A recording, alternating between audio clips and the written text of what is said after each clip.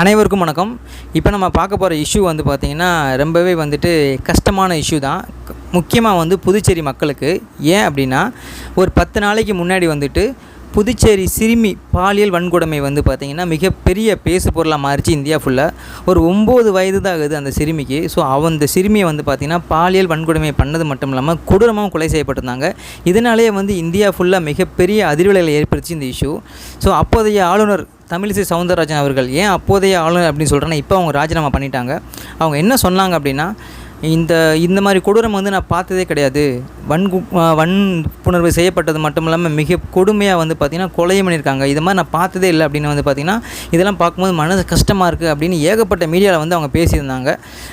உடனே இதுக்கு என்ன தீர்வு மேடம் அப்படின்னு கேட்டப்போ, நான் ஒரு ஆளுநர் அப்படிங்கிற முறையில் பார்த்திங்கன்னா ஒரு சிறப்பு குழு அமைக்க போகிறேன், சிறப்பு நீதிமன்றம் அமைச்சு ஒரு வாரத்துக்குள்ளேயே இதை நான் விசாரித்து ஒரு சரியான தண்டனை வாங்கி தர போகிறேன் அப்படின்னு சொல்லியிருந்தாங்க. சிறப்பு நீதிமன்றம் அமைக்கிறதுக்கு ஜனாதிபதி ஒப்புதல் வேணுங்கிற காரணத்தினால அவங்களுக்கு நான் கடிதம் எழுதியிருக்கேன் அப்படிங்கிற மாதிரி பார்த்திங்கன்னா பொதுவெளியில் பேசிக்கிட்டு இருந்தாங்க. ஸோ கண்டிப்பாக எல்லாம் நினச்சாங்க, இந்த மாதிரி கண்டிப்பாக ஒரு நல்ல ஒரு தீர்வு கொண்டு வந்துடுவாங்க, உடனே பார்த்திங்கன்னா தண்டனை வாங்கி கொடுத்துருவாங்க அப்படின்னு சொன்னாங்க.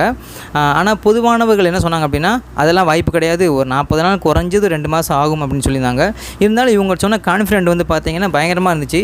நானும் ஒரு பெண் என்கிற முறையில் பார்த்திங்கன்னா இதுக்கு நான் ரொம்ப நடவடிக்கை எடுப்பேன், இதை நான் ஃபாலோ பண்ணிகிட்டே இருப்பேன் அப்படின்லாம் சொல்லிட்டு இருந்தாங்க. சரி, ஓகே, ஒரு வேளையை முடிவு தெரிஞ்சிடும் அப்படின்னு நம்ம பார்த்துக்கிட்டு இருந்த வேலையில் திடீர்னு இந்த அம்மா என்ன பண்ணாங்க அப்படின்னா, இவங்க புதுச்சேரி மட்டும் கிடையாது, தெலுங்கானாவுக்கும் இவங்க ஆளுநராக இருந்து வராங்க, முக்கியமான முடிவுகள் எடுப்பாங்க இல்லையா. ஸோ இப்போ திடீர்னு நேற்று இந்த அம்மா ராஜினாமா பண்ணிட்டாங்க பதவியை, ஆளுநர் பதவியை. அதாவது நான் ஆளுநர் அப்படிங்கிற முறையில் நான் உத்தரவிடலாம், சிறப்பு நீதிமன்றம் அமைக்கிறதுக்கு இப்படிலாம் பேசினாங்க. இப்போது அந்த ஆளுநர் பதவியை பார்த்தீங்க அப்படின்னா விட்டுட்டு வெளியே வந்துட்டாங்க. கேட்டால் எல்லாம் கேட்குறாங்க, ஏன் அப்படின்னு கேட்குறேன், நான் மக்கள் பணி செய்ய போகிறேன் அப்படிங்கிற மாதிரி பார்த்திங்கன்னா மீடியாவில் பேசிட்டு வராங்க. ஸோ அதாவது ஒரு விஷயத்தை எடுத்தாங்க அப்படின்னா அதை நல்லபடியாக முடிச்சு கொடுத்தா தானே மக்களுக்கு உங்கள் மேலே ஒரு நம்பிக்கை வரும். அதாவது இப்போ என்ன பேசுகிறாங்க அப்படின்னா, இவங்க அதாவது ஆளுநர் பதவியை ராஜினாமா பண்ணிட்டாங்க, இதுக்கப்புறம் வர லோக்சபா தேர்தலில் போட்டியிட போகிறாங்க அப்படின்னு பரவலாக பேசிக்கிட்டு இருக்காங்க. அது பார்க்குற எல்லாத்துக்குமே பார்த்திங்கன்னா யூகிக்க முடியுது. மெயின் என்ன சொல்கிறாங்க அப்படின்னா, திமுக சார்பாக போட்டியிடுகின்ற இந்த பெண் வேட்பாளர்கள் போட்டியிடுவாங்க தெரியுமா, அந்த தொகுதிகளில் பிஜேபி சார்பாக இவங்களை கள இறக்க போகிறாங்க அப்படின்னு சொல்கிறாங்க. தூத்துக்குடியில் கனிமொழிக்கு ஆப்போசிட் அப்படின்றாங்க, தென் சென்னையில் தமிழச்சி தங்கப்பாண்டியனுக்கு ஆப்போசிட்டாக போட்டியிட போகிறாங்க அப்படின்னு சொல்கிறாங்க. ஏகப்பட்ட விஷயம் வருது. ஆனால் கண்டிப்பாக புதுச்சேரியில் இவங்களை போட்டியிட வைக்க மாட்டாங்க. ஏன்னா மக்கள் அதிருப்தியில் இருக்காங்க அப்படின்னு தான் சொல்லணும். ஏன்னா இப்படி இவ்வளோ பெரிய இஷ்யூவில் உள்ளே தலை கொடுத்து எல்லாமே நான் பண்ணிடுவேன்னு சொல்லிட்டு இப்போ திடீர்னு ஆளுநர் பதவி விட்டு இறங்கிட்டேன் அப்படின்னா, இப்போ இதுக்கப்புறம் என்னாச்சுன்னா அந்த இடத்துக்கு இன்னொரு ஆளுநரை போட போகிறாங்க. கிட்டத்தட்ட அனௌன்ஸே பண்ணிட்டாங்க. சிபி ராதாகிருஷ்ணன் அப்படின்னு ஜார்க்கண்டோட ஆளுநராக இருக்கார், தமிழ்நாடை சேர்ந்தவர் தான். ஸோ அவருக்கு கூடுதலாக ஒரு டெம்பரவரியாக நீங்களே போய் ஜார்க்கண்டில் இருக்கீங்க, தெலுங்கானாவையும் பார்த்துக்கிட்டு புதுச்சேரியும் நீங்கள் இந்த எலெக்ஷன் முடிகிற வரைக்கும் ஏதோ ஒரு பேஸில் நீங்கள் ஆளுநராக இருந்துக்கோங்க அப்படின்னு சொல்லிட்டாங்க. ஸோ இதுக்கப்புறம் பார்த்திங்கன்னா அவர் தான் ஹேண்டில் பண்ண போகிறார். ஸோ முழுக்க தமிழிசை சவுந்தரராஜன் கைகளில் இருந்து எல்லாமே போகுது. அதாவது ஏற்கனவே இருந்த அந்த அதிகாரம் எல்லாமே பார்த்திங்கன்னா போக போகுது.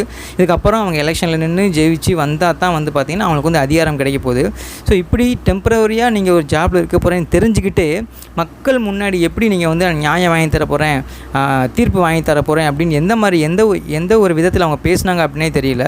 ஸோ இந்த கேஸினாலே இப்போ இவங்க ஆளுநராக இருந்து இந்த விஷயத்துக்கு ஒரு சொல்யூஷன், அட்லீஸ்ட் ஒரு சிறப்பு நீதிமன்றமாவது அமைச்சிருந்தாங்க அப்படின்னு வச்சுக்கோங்களேன், அவங்க மேலே மக்களுக்கு நம்பிக்கை இருக்கும். ஸோ வாய் வார்த்தை மட்டுமே பேசிக்கிட்டு இப்போ வெளியே போயிட்டு திடீர்னு ஆளுநரும் இல்லாமல் போயிட்டாங்க. இப்போ அந்த குடும்பம் என்ன நினைக்கும், இப்போ இந்த அம்மா நம்மளை ஏமாற்றிட்டாங்க அப்படி தான் நினைப்பாங்க. ஸோ இதே மாதிரி தான் புதுச்சேரியில் இருக்கிற ஒவ்வொருத்தரும் பார்த்திங்கன்னா இவங்க எவ்வளோ பேசினாங்க இந்நேரம் பொசுக்குன்னு போயிட்டு கட்சிக்காகவும் அரசியல் ஆசைக்காகவும் அமைச்சராகணும் அப்படிங்கிற ஒரு நோக்கத்துக்காகவும் பார்த்திங்கன்னா போயிட்டாங்களே அப்படின்னு புதுச்சேரியில் உள்ளவங்க ஏகப்பட்டவர் பேசுறதை நம்மளால் பார்க்க முடியுது.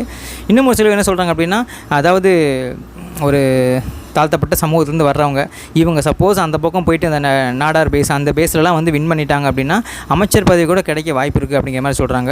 ஒருவேளை அந்த மாதிரிலாம் பார்த்திங்கன்னா அஜெண்டா இருக்கிற காரணத்தினால தான் இவங்க இப்போவே ஆளுநர் பதவி ராஜினாமா பண்ணிட்டாங்களோ அப்படிங்கிற கேள்வியும் பார்த்திங்கன்னா ஏகப்பட்டு வச்சுட்டு வராங்க.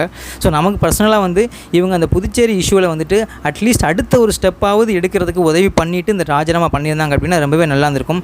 ஆனால் ஜஸ்ட்டு ஒரு வாய் வார்த்தையில் பேசிவிட்டு ஒரு ஆர்டரை கொடுத்துட்டு அந்த இடத்த விட்டு வெளியே போகிறதுங்க அரசுங்கிறது வந்து பார்த்திங்க அப்படின்னா நமக்கு வந்து சுத்தமாக இந்த விஷயத்தில் வந்து அவங்க நாட்டம் காட்டலை அப்படின்னு தான் தோணுது.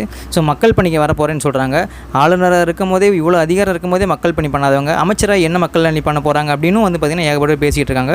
ஸோ வெயிட் பண்ணி பார்ப்போம். இந்த புதுச்சேரி வழக்கு வந்து ஒரு 2 மாதத்தில் முடியும் அப்படின்னு பொதுவானவர்கள் சொன்னால் கூட நமக்கு வந்து பார்த்திங்கன்னா விசாரணை பண்ணதில் என்ன தெரியுது, விசாரிச்சதில் வந்து பார்த்திங்கன்னா இன்னும் அது கோட்டு போட்டு அதுக்கப்புறம் அதை விசாரித்து கிட்டத்தட்ட 1 இயர் கிட்ட ஆயிரும் அப்படிங்கிற மாதிரி தான் வந்து பார்த்திங்கன்னா நமக்கு வந்து தோணுது. ஸோ ஆனால் கண்டிப்பாக இந்த சிறுமியோட அந்த பாலியல் வழக்கு வந்து மிகப்பெரிய தாக்கத்தை ஏற்படுத்துச்சு. கிட்டத்தட்ட அங்கே வந்து பார்த்திங்கன்னா ரங்கசாமி அவர் தான் வந்துட்டு முதலமைச்சராக இருக்கார். பிஜேபி சார்ந்தவர்கள் அங்கே வந்து அமைச்சராக இருக்காங்க. ஏற்கனவே வந்துட்டு பிஜேபி சார்ந்த ஆட்சி தான் அங்கே நடக்குது அப்படின்னு ஏகப்பட்ட பேர் வந்து பேசிகிட்டு இருக்காங்க.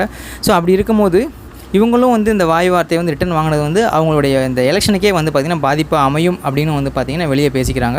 ஸோ எது எப்படியோ இப்போது வர எலெக்ஷனில் வந்துட்டு அவங்க எந்த தொகுதியில் போட்டியிட போகிறாங்கன்னு கரெக்டாக தெரில. தூத்துக்குடியா, தென் சென்னையா, புதுச்சேரியான்னு கூட தெரில. புதுச்சேரியில் வாய்ப்பு கண்டிப்பாக இருக்காது. அவங்க சப்போஸ் போட்டிக்கிட்டால் கூட வின் பண்ணுறதுங்கிறது வந்து பார்த்திங்க அப்படின்னா யோசிக்க வேண்டியதாக தான் இருக்குது.